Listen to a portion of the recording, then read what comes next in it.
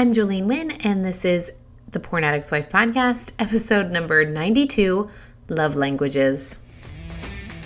Your life does not have to revolve around your husband's pornography addiction. You are not defined by his choices or by what he sees on a screen. You are not just the porn addict's wife. You are so much more.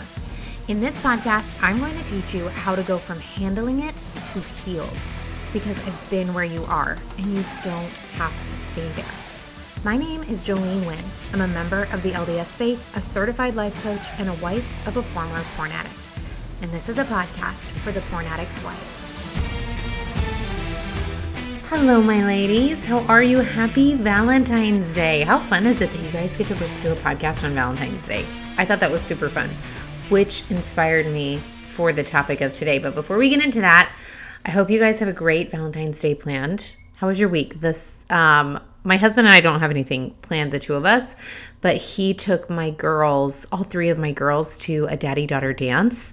It was so cute. They have not stopped talking about it since, especially my 3-year-old, Dixie.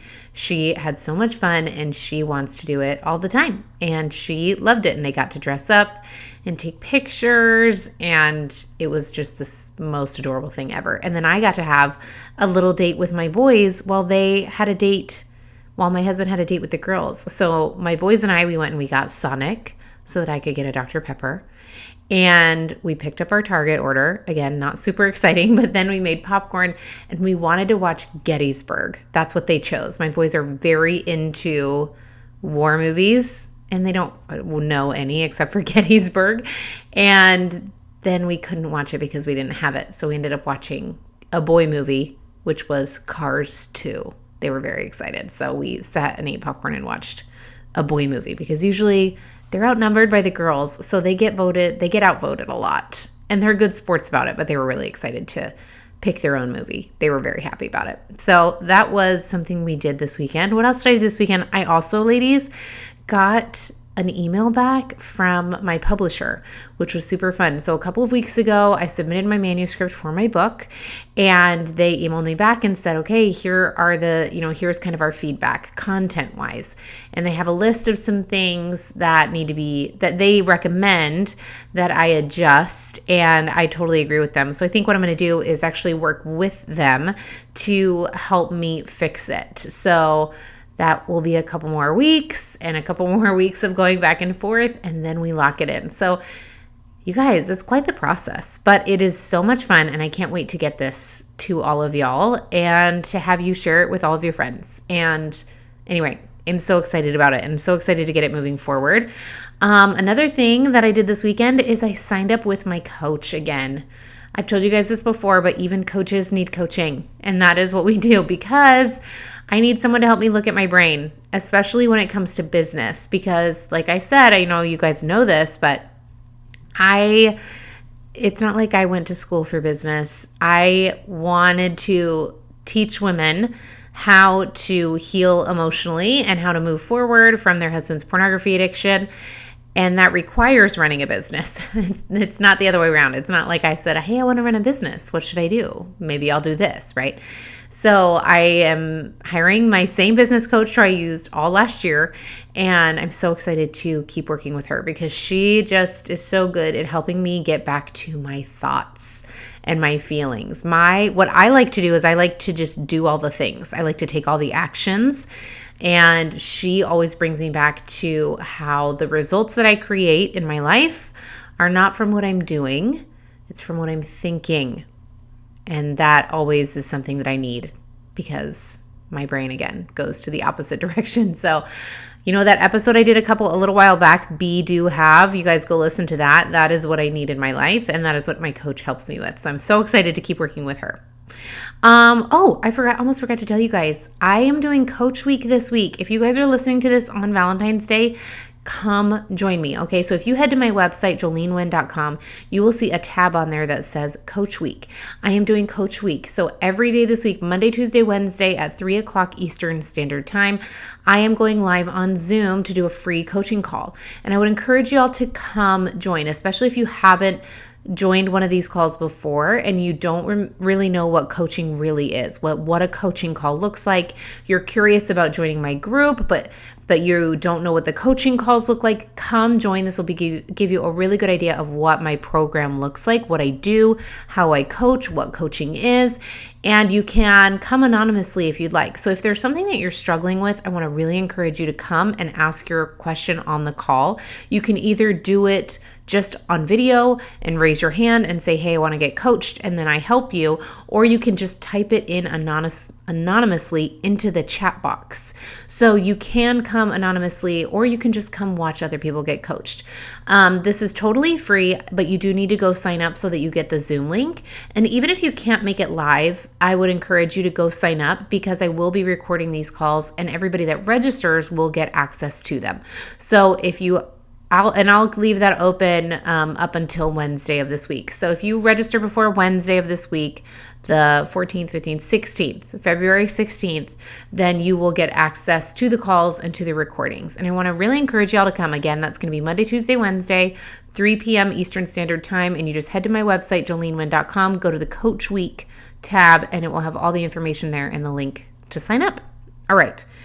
And then that is all leading up. The reason I'm doing Coach Week, ladies, is to gear up for my brand new class, which is going to be on Thursday inside my coaching program, Intentional Intimacy. I am super excited, and kind of what we're talking about today kind of leads into that. So I'm really excited about it. Okay. So that is going to be something, though, that is not free, and it is only for those who are inside my coaching program. So all you have to do to get access to that class and to all of my other online content is to join my program. So you just head to my website, jolenewind.com, go to the Work With Me page, and scroll down, click Join Now. You can either do the payment plan or the pay in full option, and then you're in, ladies, and you get to start joining us every single week. Okay.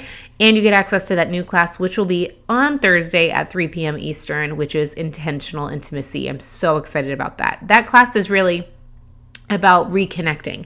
If you feel like there's kind of a distance between you and your husband, that there's like this space, this gap between you, and you don't know how to span it, right? You don't know how to bring you guys closer together, and you certainly don't know how to do it on purpose because you feel like it just kind of happened. This is the class for you. I want to really encourage you guys to come join my program and come to that class live. That way you can get your questions about that specific topic answered on that call. Okay? All right, ladies, let's dive into today. Happy Valentine's Day. I wanted to talk about love today because it's Valentine's Day and I could not pass this up. And I'm going to begin by talking about love languages. Okay, now I hear this so much, and I have mentioned it at various podcast episodes, but I thought it was super fitting to do one dedicated to this on Valentine's Day. Okay. So what are love languages? If you guys don't know what love languages are, I'm going to break it down. Okay. Love languages is a concept, okay, that was written in a book by Gary Chapman. Okay. The premise of the book is this idea that we all feel and give, we all receive and give love in a different way. Okay. And there are 5 love languages, and they are words of affirmation, acts of service, receiving gifts, quality time, and physical touch. Okay? The idea is that each one of us receives love in one of these love languages and then gifts love in another love language. Or it could be the same love language, but you receive love in a certain way and you give love in a certain way. And the book is really trying to help us explore each one of those in order to figure out what our love languages are, as well as those of our partner. Okay. The hope is that it helps kind of draw you closer together as a couple and helps you understand your spouse more. Now, I do not object to the idea at all. Okay. I think that this has probably helped a lot of people understand their spouse and open their mind to the idea that the way that you approach things makes a difference, and that people are different. I think this is phenomenal, okay? What I want to caution you all about is using the love languages there are 3 ways I would say that I see love languages misused, and that's what I want to talk about today. 1, as if it's kind of a genetic makeup and cannot be altered. 2, as something that your spouse needs to conform his behavior in order for you to feel heard. And then number 3, as if your love languages are the thing that make you feel loved. Okay, so that's what I want to talk about today. All right, you guys ready? My husband was like, oh yeah, you're going to rant about this today? And I was like, yeah, I am, on Valentine's Day. So excited. Okay.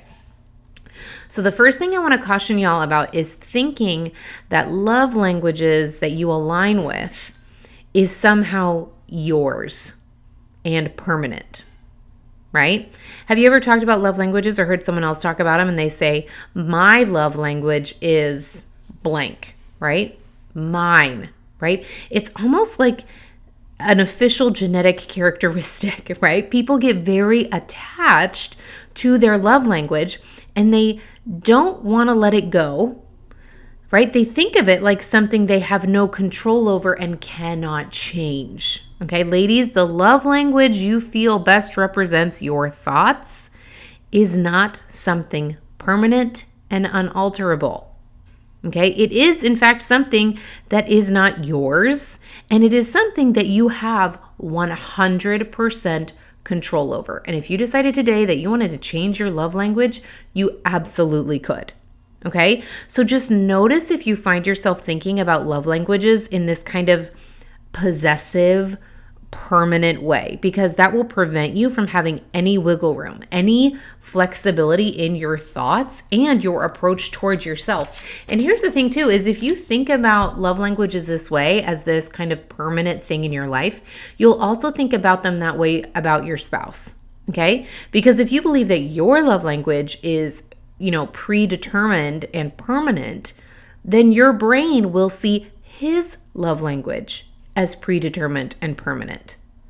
Do you guys see how this kind of boxes you in, right?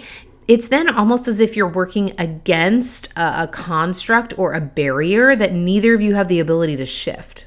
Okay, watch your brain with this, because love languages are not your hair color or your height. Okay, they're not something that was decided years ago and that you have no control over. Okay, they're not permanent and they're not a barrier that is between you and your spouse. Love languages are just an idea offered to you.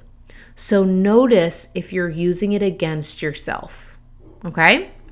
The second thing that I want to caution you against is using love languages as a manipulation tool against your spouse. Okay? What I mean is, when you think of love languages as something permanent and, almost, genetically predetermined, it's very tempting to then use it against your spouse or as a reason why your spouse needs to change his behavior.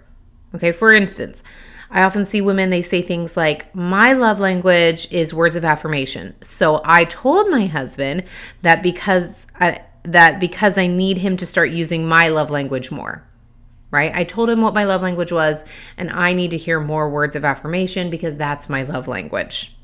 Right? The problem with this is that you are expecting your spouse to alter his behavior in order for you to feel a certain way. Okay? And I'll talk about that more in detail in a moment. But then you're also using the love language concept kind of as evidence that your husband should change his behavior in order to conform to how you think you feel love. Okay? Are you still following me? It's kind of this idea that, okay, well, this is my love language, and because it's my love language, you need to change in order for me to feel love. Okay? It's almost this manipulation tool, trying to get him to change his behavior, and if he doesn't, then we get really mad, right? Many times I hear women even subconsciously suggest that it's somehow their husband's responsibility to display love how they think they receive it. Okay, now notice this can lead to a lot of resentment if you think that it's your husband's job to give love to you in a certain way and he doesn't, right? So notice that if you expect him to act in a certain way, notice if you have those thoughts, and notice what thoughts you have about him if he doesn't. Okay, super important. The last thing that I want y'all to notice is that love languages are often viewed as the thing that creates love. It's not true. Your love language is not how you feel love. Okay? Love is a feeling that you feel because of your thoughts. The biggest mistake that I see about love languages is thinking that one of those love languages creates how you feel. This is not true. This is a lie. It's the thoughts that you have about the love languages that creates how you feel. Each love language is a circumstance, and circumstances do not create your feelings. Thoughts do. You don't feel love because your husband speaks words of affirmation or gives you gifts or offers physical touch. Those are circumstances. It is your thoughts about the words he speaks, the gifts he gives, and the touches he offers. Okay, ladies, let's go through some examples so we really clarify this. And ladies, you know this, right? Even if you say, yes, my love language is physical touch.